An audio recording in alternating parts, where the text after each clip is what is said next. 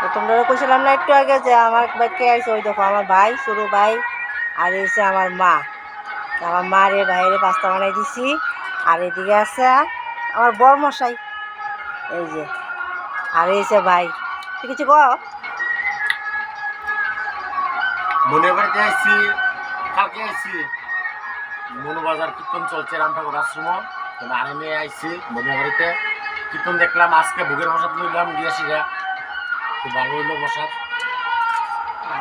তুমি কিছু হইতে না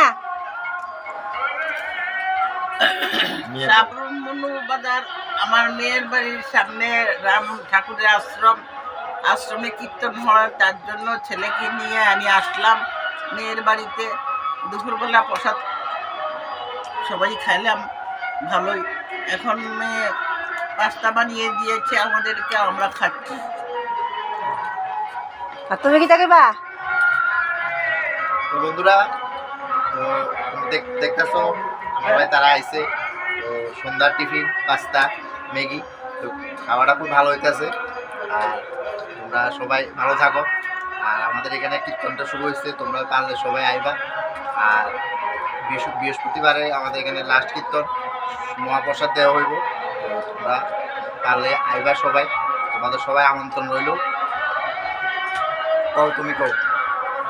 তো যদি আমার এই ভিডিওটা তোমার কাছে ভালো লাগে তো লাইক কমেন্ট করো আর ফলো করো, আর কমেন্টের মাধ্যমে জানাইও কেমন হয়েছে ভিডিওটা। তো তোমরা সবাই ভালো থাকো, সুস্থ থাকো, টাটা, গুড নাইট।